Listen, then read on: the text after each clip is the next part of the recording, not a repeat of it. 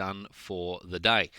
And of course, the broadcast will continue throughout the day. We've got a grand champion to crown. We do hope you're going to stick with us here, even without the 360 no-scopes, to enjoy everything that this wonderful game has to offer. It is great to have you along. Before we head into this matchup, Toffel, I guess you can give us a brief vignette, a little overview of how you expect it to pan out. Who's favoured? Are we looking that is it going to be green-black adventure that's going to get up and about, or do you think the ramp deck is favoured here? That's a very good question, Riley. Okay, well, maybe you want to favour us with an answer? I would assess that it's pretty much even. I can see that the ramp deck is favored because of the limited interaction of the adventure deck, because there's really no way of stopping like a cavalier on multiple levels, like on multiple turns. But it could also be that the green-black deck is just too fast with a Regisaur that's a 3-mana 7/6 creature, a Vivian that pumps for trample, so that you could actually go over the top much quicker than your opponent actually ramps. But as soon as those Cavaliers come down, attacking will be pretty tough. So Edgewall Innkeeper is the perfect start here for Jason. He'll be looking to draw a lot of cards off that, and you can see 3 copies of Foulmire Knight in his hand, and all of them draw him an extra card when cast with the Innkeeper. That's insane. For those who are new to card games, that's a headshot. That's what that is. Yeah, like a headshot. I'm very bad with FPS. No, it's more like a blind grenade. Okay, sure. It's a flashbang. Yeah, there we go. It's very good. It's an incredibly important early play that is will keep you in the game, keeps your tempo going, keeps the card flowing. Card advantage, a very important aspect of Magic the Gathering. And Risen Reef, this also effectively draws you a card and sometimes even puts it on the battlefield for you if it is a land. So that's another great play here from Jorge. Also makes every elemental better. Yeah, because it just uses for every elemental, and the other creatures in your deck are elementals. So there's a lot of synergy. That's what we call it. It's like using a flash first and then shooting. That's the synergy. Yeah. Man, we're doing so well. We could broadcast Counter-Strike. Or like, you know, when you defuse a bomb, there's also something you can buy to make it quicker. Yes. That's synergy. That's the synergy. All right. Okay. In come the 1/1s here. Now, of course, Risen Reef could block and trade off with them, but very sensible decision made by Jorge not to block there, because if he's got excuse me, if he's got further elementals, he can gain more card advantage with that Risen Reef. But right now, he's got an interesting decision to make. He can cast the Nissa, who shakes the world, and as a 5-drop Planeswalker, that'll take over the game very quickly. But it's also not very good against those Foulmire Knights. They've got Death Touch, so if they deal damage to any creature, they'll kill it straight away. Yeah, but she's on 6 once she animates a land, so that should be just good enough, even if the Knights get like Vivian or anything that happens like that. And you really want to untap with the ability of making more mana. And so the other thing that Nissa does, of course, we talked about this ramp deck wanting to have as much mana, as many lands as possible. Everything that, all of those lands that are forests, you can see them there just next to, just those green lands that are tapped there, they now tap for double mana. So they're now basically like 2 lands. And as you can see, there's like in math, you know, in school, when they say like, calculate X or something, and X is usually something difficult and high. This deck plays cards that use X because you can use a lot of mana onto it. Yep. And you don't know, and also when you're playing digital, you don't have to count. Yeah, exactly. You just the cards light pay all up. button. Yeah, exactly. It's fine. So here in come the Foulmire Knights. Even though they're 1/1s, of course, they can attack with impunity because they have Death Touch. Kind of like Poisonous. Yeah. They'll kill any creature that they attack. But Nissa, of course, now she takes 2 damage and goes down to 4. And there's the third Foulmire Knight. So things looking really good for Jason. He's drawn a bunch of cards. Most decks that have all these 1/1s on the battlefield would have an empty hand by now, but he's looking very good with 6 cards in hand. But it's these massive X spells now, and particularly Hydroid Krace. Whoa. Very aggressive deployment of GGs there. Yeah. You know what happens? I mean, that's pretty huge. He's getting knifed. Yeah, this is the... Yeah, right. Okay, so Finale of Devastation. X equals 10. Tap everything. All the creatures get +10/+10. Go and get the big pigs. Where are they, he asks. It's the... Where are my sweet it's the piggies? AVP of Magic. Is this the AVP? Yeah. W. AWP. AWP. Yeah. So, there we go. We saw some 360 no-scopes as it was all the same. And Jorge takes it out in style after curving Nissa into Finale of Devastation. Now, players get to change their decks a little bit between games. So the rules are very simple. You have a 60-card main deck, a 15-card sideboard. When you turn up, in game number 1, you have to play with those 60 cards that you picked. But in games number 2 and 3, you can change cards 1 for 1 from your sideboard to again end up with 15 in the sideboard, 60 in the main deck. There are other rules that come into that, but that's broadly the scope of it there. So what you want to do is take out any of the cards that are going to be bad in this matchup. For example, if you've got a card that kills creatures and you're playing against a deck that doesn't have any creatures, you take that out and bring it in with something that'll do something else, maybe more useful. Is there a CS, seeing as we're basically playing Magic the CS-ing now, is there an equivalent to that, like buying different sets of kit that are going to be good in a certain matchup? I mean, depending on what your role is in the map, you have to buy different weapons. Yeah. So yeah, well, I mean, these players will be taking different roles slightly post-board. One will be looking to get more offensive. One will be looking to get a little bit more defensive. Yeah, exactly. I didn't sign up to be the CS expert. I'm just trying to bring people into the fold, man. No, I'm just trying to get it. those sweet converts, get them away from those nasty FPSs and into the beautiful world of the strategy card game. Yeah, the Magic Christmas Eldraine world of Magic. That's it. Come join us. Come dance with the fairies. It's probably not the best way to appeal to all the CS jocks, is it? Oh, you want to pretend to be a wizard? Oh, brave traveller, come and play Magic the Gathering with us. I think Counter-Strike nerds do consider themselves to be like above us in the hierarchy of nerddom. Because they didn't experience it else. Yeah, but what I'm saying is the water's fine. The water's fine. Dive in. It's a nice temperature. It's a beautiful temperature. It's a great day to pretend to be a wizard, my friends. Come and join us. All right, bit of a stinker of an opening hand here for Jason up top. Down below, it's Jorge. You don't need wall hack to be a wizard. That's right. I knew about wall hacks. And aimbots as well. Mm-hmm. I know about them. I heard about them. Oh, mate, I'm all about FPSs. I know all about them. Click the head. Easy.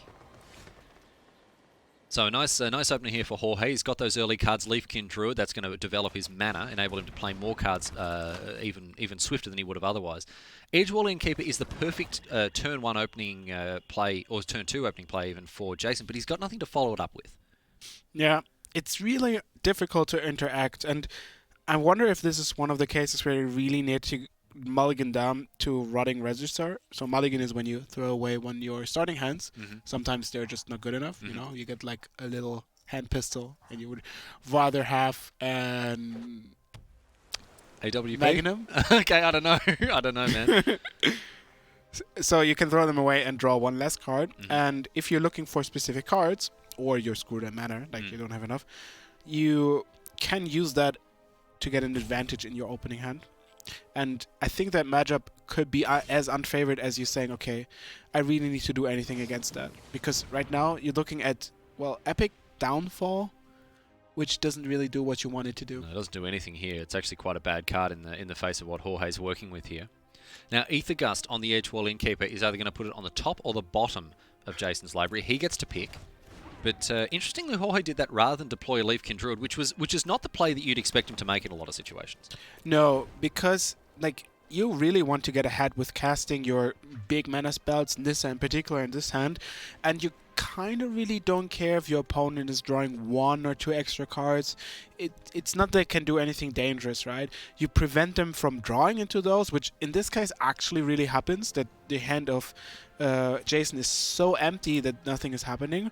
But I think you should be more focused on your own plan, because that's mainly the goal what you want to unfold. I think that's the best way to put it there, is that you're not actually playing your deck's best game plan if you're interacting and trying to be disruptive. You want to, it's what we call a linear deck. It's got one plan and one plan only, and it wants to stick to that on basically on Railroad. This is really rushing B.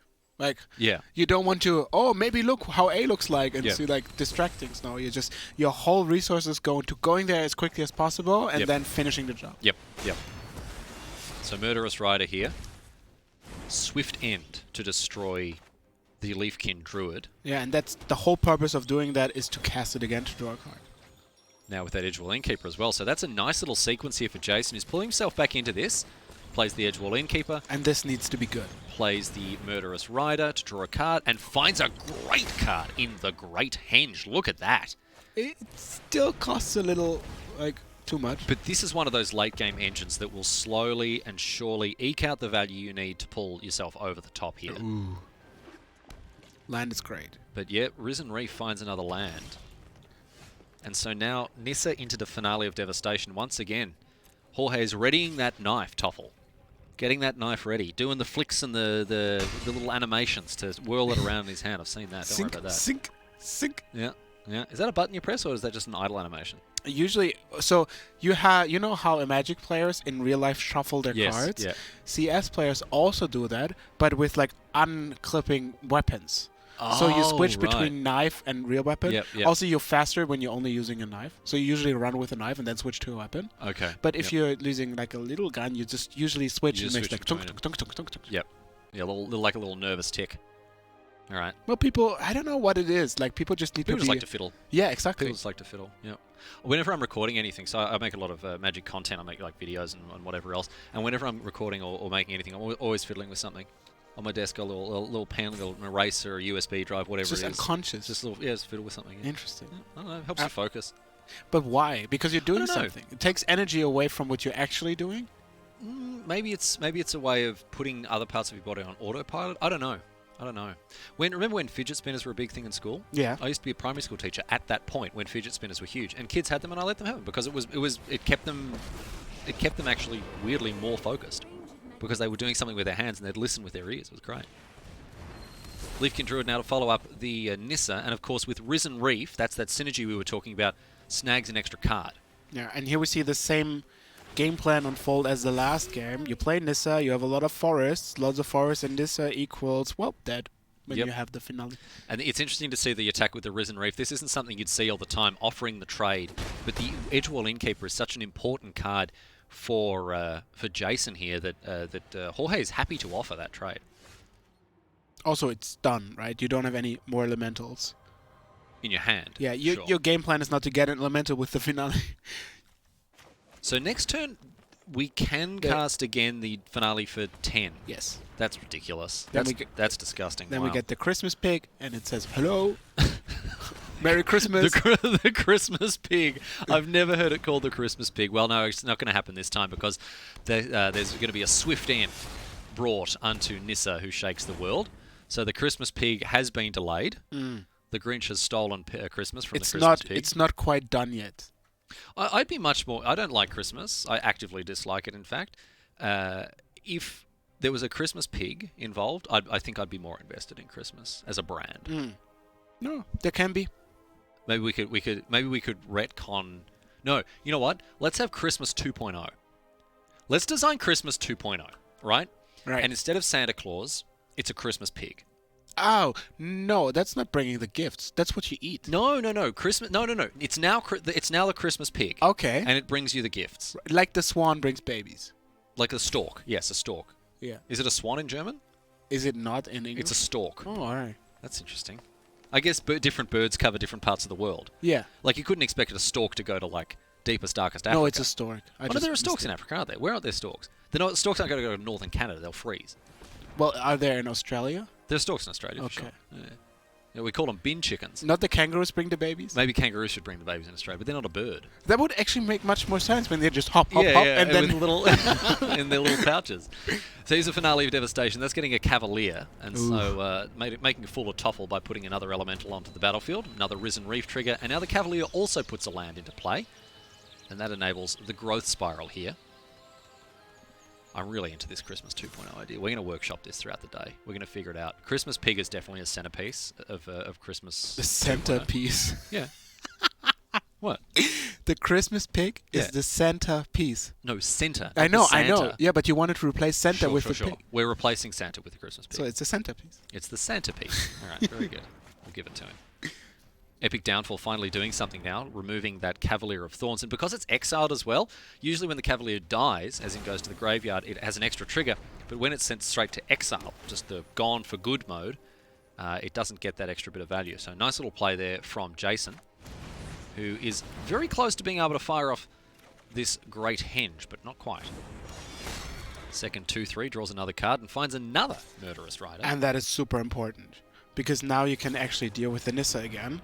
And the finale is gone. There's not much else giving value, so Somehow that actually turned around quite nicely. Yeah, it's really been on the backs of these murderous riders here. They've been able to manage the board of Jorge, who you can see is sitting with his head in his hands here. He's not quite sure how to proceed. Yeah, like those somehow empty draws led to a space where everything is dealt with. You still have a lot of mana, right? You look at roughly 11 mana now. Not counting Nissa, well, she will die. But that means every draw could be, like, super potentially. The thing is, if the Christmas pig arrives, finally, the long-awaited return of the Christmas pig, it's still going to be lethal. It's like you're anxiously awaiting the arrival. Yeah.